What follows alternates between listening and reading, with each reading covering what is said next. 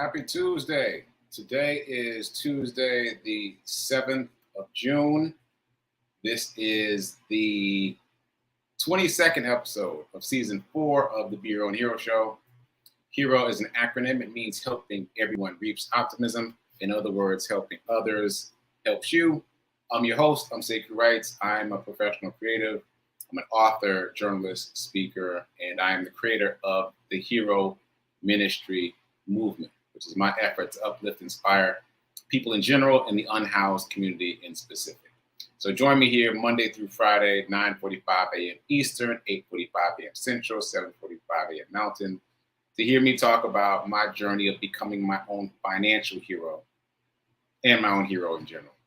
Shout out to New Thought Media Network for allowing me this platform to talk about my journey. And also, I hope this show serves you in some way, that my journey serves your journey in some way. And all that said, just a reminder, I'm not a personal trainer, nor am I a financial advisor, so take what I say with a grain of salt, which is to say, do your own due diligence. Don't be satisfied with just what I say. Go out there in the world and do your own due diligence, do your own research, and add to what happens here. All right, I think that's it for the introductory stuff. Welcome. Thanks for being here, and thanks for checking in for the people in the chat. Happy Abundant Tuesday. I like it, Gladys. I like that. Good morning, Linda from Colorado. I saw beautiful snow-capped mountains when I looked out the window of the airplane in Denver. Anyway, so let's get into it. Starting off with Hero Ministry Movement news. So today is day 372. That means I've been running every single day consecutively. I don't know why people keep asking me if the days are consecutive. So I'm trying to be specific about my languaging. Every single consecutive day since the first day of June last year. So yeah, wow. I hadn't phrased it that way before, so it just kind of hit me from June to June. Anyway, every single consecutive day for the past 372 days. And I have raised money in the process. I've raised more than $7,000 for more than 10 different charities over the course of that time. And we're on mission again. We're on mission. There have been several missions within the Sekou Hero Charity Run. And now there is the newest mission. And I'm still trying to figure out how to phrase this best because there's so many elements. It is, first of all, a birthday challenge. June is my birthday month. So just like last year, my birthday challenge to myself was to run a mile a day for 30 days. This year, it's to run at least 2 miles a day every day for the month of June. So that's number one. Number two, I'm raising money for Back on My Feet, which is a nonprofit based in Philly, which combines two of the things that I'm most passionate about, running and working with the unhoused community and merging those things together. So I'm very excited about that. My goal is to raise $3,650 for Back on My Feet. $3,650 because that's a derivative of 365. Shout out to Lindsay for making that suggestion. So 365, obviously, because May 31st was my day 365 that I've been doing this for a year. So that's part two. Part two, well, I guess that's part three, right? Part one is it's a birthday challenge, 2 miles a day. Part two is I'm raising money for Back on My Feet. Part three is the month of June is my anniversary. It's my anniversary celebration, my 1-year anniversary of running a mile a day. So even though I'm on day 372, I'm still thinking of it as 365 because I'm still celebrating my anniversary. This is why it gets challenging to explain to people, but it's basically my anniversary month. There we go. It's my anniversary month. And then fourth and final, I think, my successful effort to raise $3,650 for Back on My Feet secures my position in the upcoming New York City Marathon. What? So yeah, one thing leads to the other. I raised the money for Back on My Feet, and that means that I get to run in the marathon because open enrollment for the marathon is closed. And this is the way to get into the marathon. And this will be my very first marathon, New York City Marathon, November 6, 2022. And I love how so many people in my community are suddenly talking about the marathon. There's like, I've made a list of about 4 or 5 people that I know that are already running. A and are doing similar things. They're raising money, or they registered in advance, or whatever. But I've got a crew already of people in the New York City Marathon. That's very cool. From New York, from Nashville, from all over. All right, super excited about that. So that's what's going on. Let me put the link up again so that you can help and donate. So the link is herocharityrun.com. Sorry, my eyes are watering. Herocharityrun.com. And I added the news segment about me to this link. So you go to herocharityrun.com, you'll see the news segment about me. So if ever you want to watch it again, because I definitely have. If ever you want to watch it again, or you want to see it for the first time, you haven't seen it, just go to herocharityrun.com. The news piece about me is the very first thing you'll see. And underneath that, you'll see how to donate to the project I just talked about, Back on My Feet, as a bid for me to compete in the New York City Marathon. And then below that, you'll see hyperlinks for the various charities and causes that I've donated to during the course of this year. And you can get involved with those charities directly and make donations directly. Okay, so I hope all that makes sense. Trying to make it clear for folks, because there's a lot of moving parts there. So that's what's going on. Go to the website, herocharityrun.com, and spread the news. Spread the news. I got a donation from somebody I don't know yesterday. That always feels like a milestone for me every time I do a new mission. The first time I get a donation from someone I don't know, I feel like, okay, it's spreading beyond my circle of influence now. So that's very exciting. All right, herocharityrun.com. I'm just going to leave that up on the screen and you can check it out. Okay, so other things I want to talk about in terms of Hero Ministry Movement news. So when I was in Idaho, for those of you that don't know, I just got back from Sun Valley, Idaho. I got asked a lot of questions because this was a new group of people to me. They had lots of questions. And one of them was, which day was the hardest? That's not exactly what they said, but it loosely translated to which day was the hardest. And ironically, the hardest day for me was day 364. Day 364. You wouldn't expect that, right? Because we're almost done. We're almost done. Mentally, psychologically, we're almost done. But day 364 was the hardest. And the period of time that was the hardest was after day 350. So basically, from 351 to 365 was the hardest stretch. The final stretch was the hardest. And I'm sure that had something to do with my mind trying to shake me down, trying to break me down and shake me down and stop me from accomplishing this goal. And day 364 was the hardest because it was a rough travel day and for so many small reasons. But I just want to emphasize this for the people who are inspired by me and want to start doing something similar. You're never going to feel like doing it. Like you can just put that out of your head. You're not going to feel like doing it. It's not about feeling like doing it. It's about overcoming the fact that you don't feel like doing it. Because I can safely say that there's only been 5 sure days when I felt like it. The rest of the days, the other 360 days, I just had to get after it. And so that's number one. In terms of how to think about this, just remember you're not going to feel like it. Just do it anyway. That's number one. Number two, choose a very small goal, the smallest possible goal, because you need to rack up wins. That's good for your psychology. Rack up wins. Your very small goal could be to walk to the end of the driveway and back. Very small goal. So you do that and you win. Now you can obviously do more than that, but if you keep yourself, what's the right word? If you hold yourself to at least doing that small thing, then you rack up wins and that affects your psychology and that keeps you going.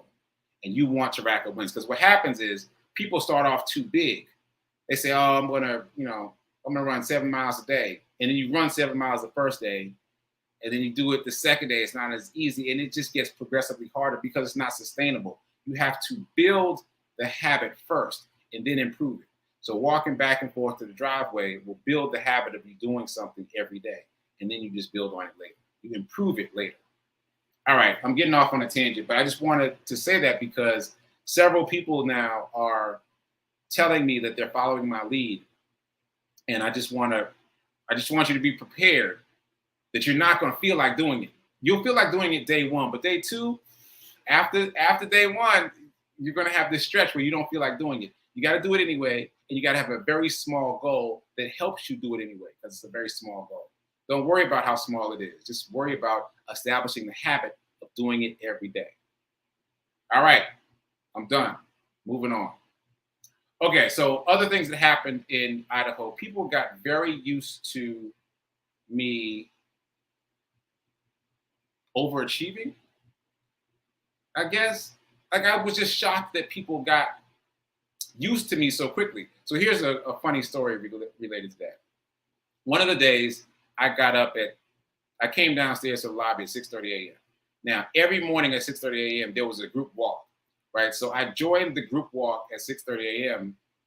and people asked me if I had gone running already. And I was like, no, I'm going to go running now. While you guys walk, I'm going to go run. And they were like, are you feeling okay? Is everything all right? because even by then, I had gotten them used to me getting up at like 5:30 in the morning and going to run and then joining the group walk, right? So they were like, are you all right? So it's just amazing how quickly you can get used, you can train people to expect excellence of you just in a couple of days. All you got to do is show up for yourself and excel, and the people around you will react to that, even if they're brand new to you. Okay, that's enough about that. Moving on. So yesterday I ended up in a kind of random tangent off on a branch talking about how I was locked in the bathroom of the plane on my way back, and how I didn't come up with the right word yesterday, but the word is reactive. So I realized yesterday during the show that I was less reactive during my trip to Idaho. And that's interesting because I didn't really feel like the transcendental meditation that I'm doing twice a day, every day, or the goal is twice a day. Sometimes I miss, but at least once a day, every day. I didn't really feel like it was having much of an effect. Unlike Rev Mel, who talks about it all the time, I didn't feel like it was making much of a difference. But I've been proven wrong because, as you heard me talk about yesterday, if you watched the show, there were many things that happened in Idaho that other people around me found upsetting that really didn't register to me at all. And the reason I'm bringing it back up is because I've spent the rest of the day yesterday thinking about that. And there's two things I want to share with you. One is about transcendental meditation. So here we go. 163 studies published by American Psychological Association concluded that transcendental meditation is effective in reducing anxiety and negative emotions. Okay, so we're talking about clinical empirical data.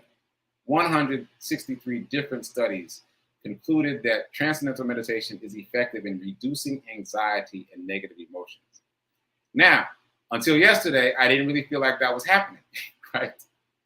But when I look back over my time in Idaho and I think about the things that happened that could have upset me, that would have upset me in the past, and the reaction of some of the people around me to those things, I realized that yes, transcendental meditation, in addition to some other things, in addition to running every day, has really lowered my stress response. It's made me less reactive. So I'm grateful for that. And also, this is an advertisement for transcendental meditation, because if it can do that for me, and I wasn't really believing in it, imagine what it could do for you. So check it out. Just Google it, Transcendental Meditation. It's not a meditation that you can just grab a book and learn. You actually have to take a class. I took my class during the pandemic after Rev Mel started raving about it. And I was like, I didn't want to be left out. So check it out, Transcendental Meditation. Also, as I continued to think about being less reactive yesterday, I thought of a book. A book kind of floated up in my mind that I read before.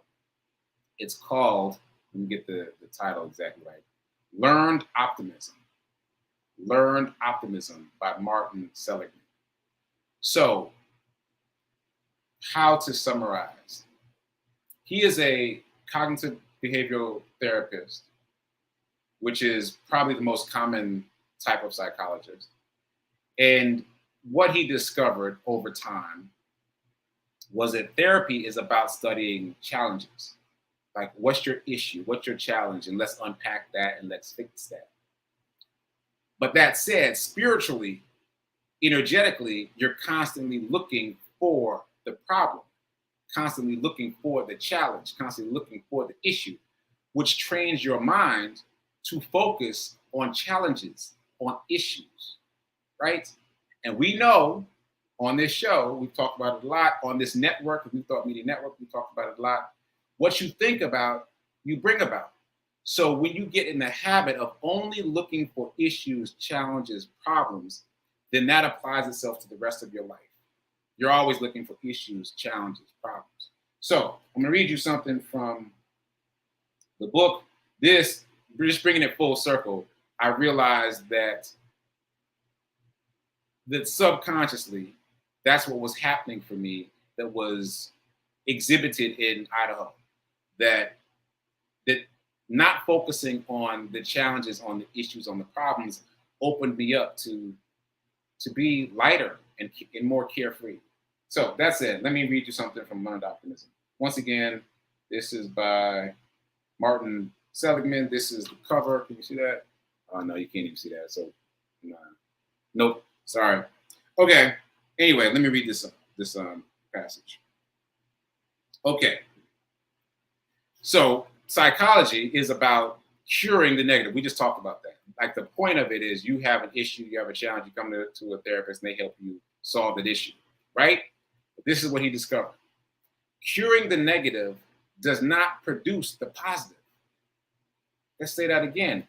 Curing the negative does not produce or create the positive. That's important. Okay, so strangely, one can both be happy and sad. Not at the same time, but you can both be happy and sad, because the skills of becoming happy turn out to be almost entirely different from the skills of not being sad. We'll say that again. The skills of becoming happy turn out to be radically different. I'm going to use my own word there. From the skill of not being sad. In other words, not being sad is not the same as being happy. Not being sad is not the same as being happy. All right? So next passage. At its best, psychology had only told us how to relieve misery, not how to find what is best in life and live it accordingly. I'll read that again. At its best, psychology had only told us how to relieve misery, not how to find what is best in life and live it accordingly.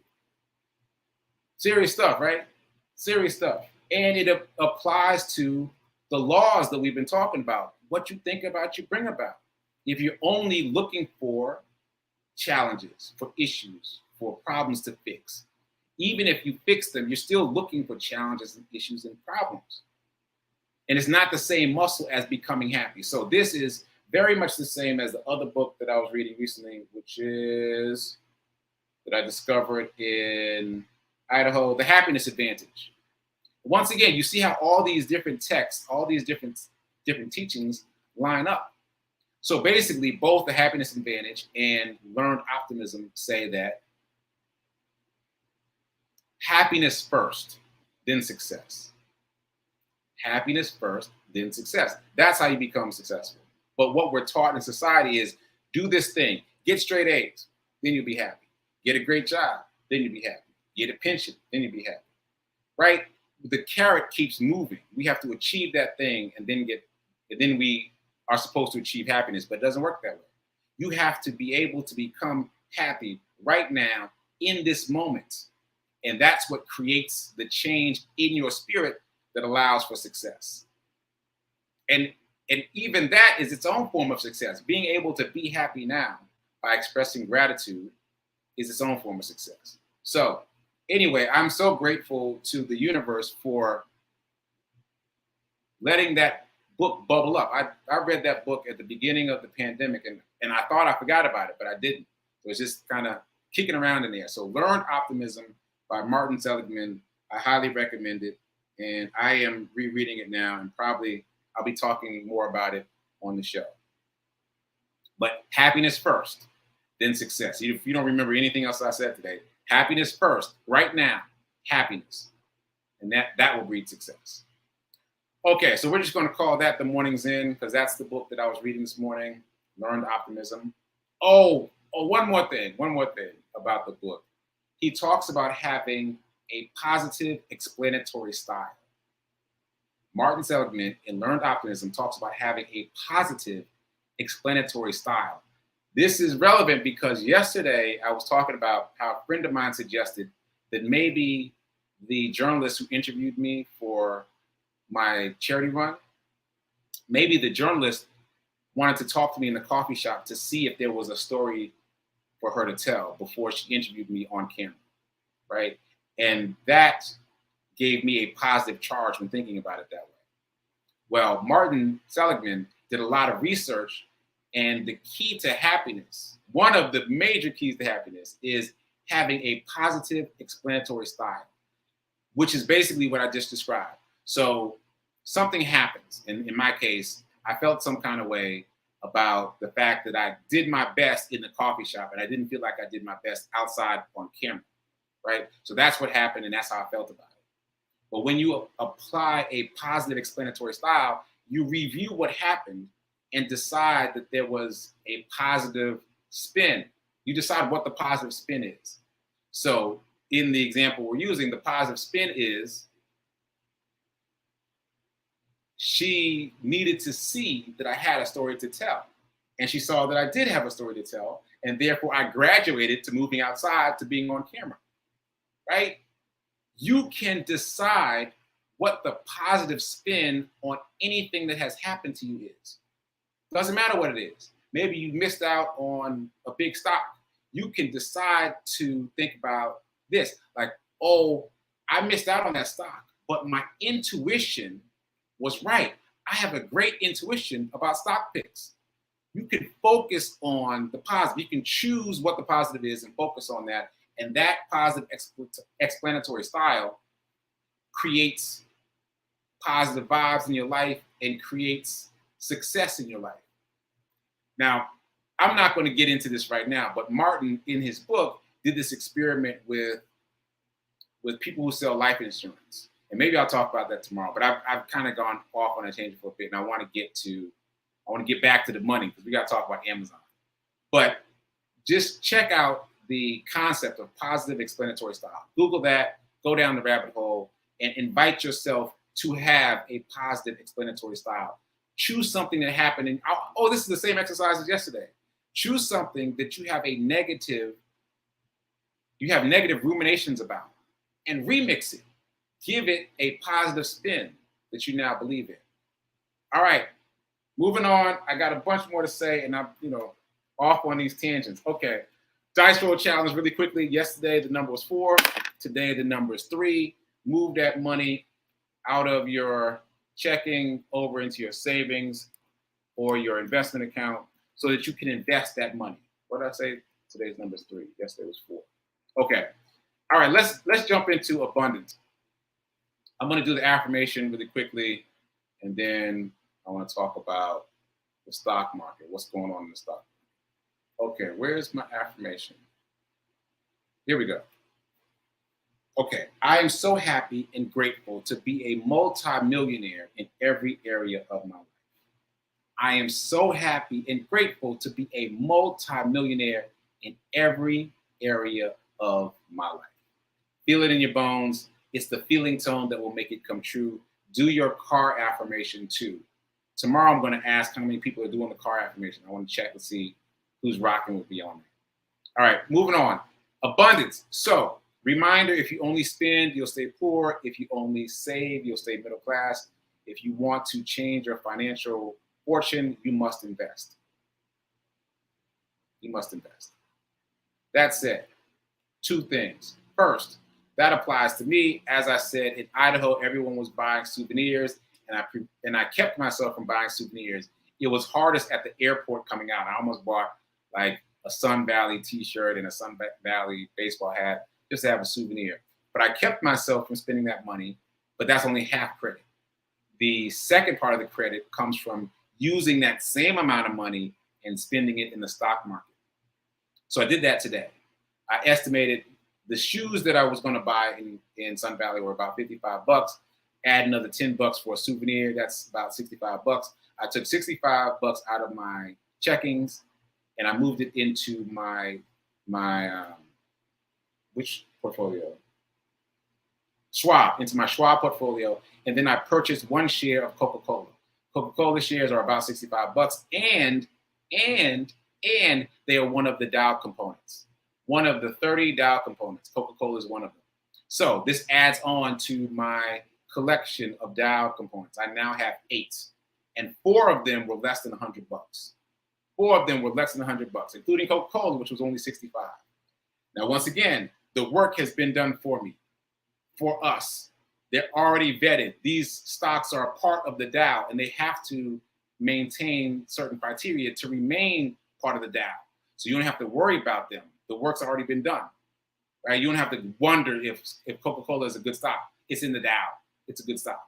So I made that purchase today, and so now I get credit for using my money differently, for not buying random things in Idaho, not buying souvenirs, but instead setting that money aside to own my tomorrow by buying a share of Coca-Cola stock, which is one of the 30 Dow components.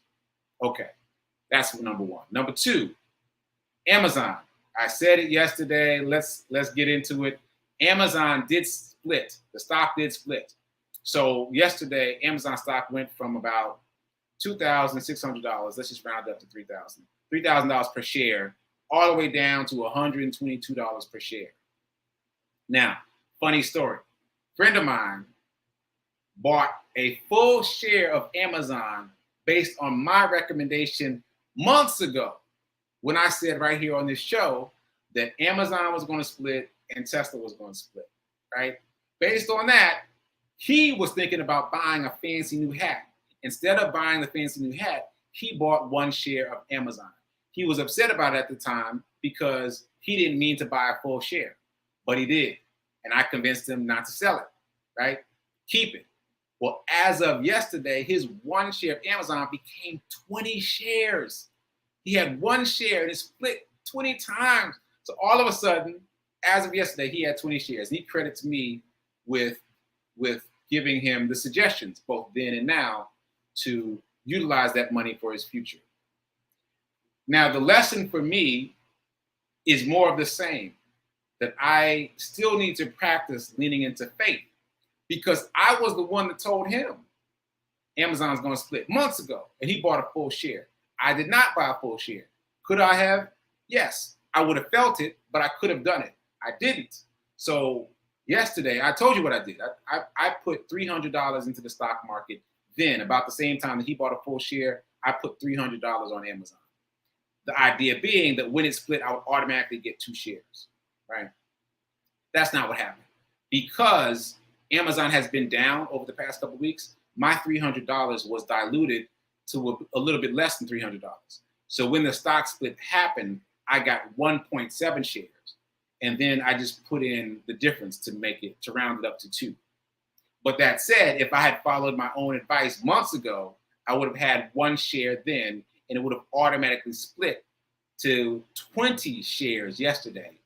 And I would have been in before it went up. So just a reminder to myself to trust myself, that I have actionable intel now, that I'm understanding the stock market better than I ever have and better than the average person.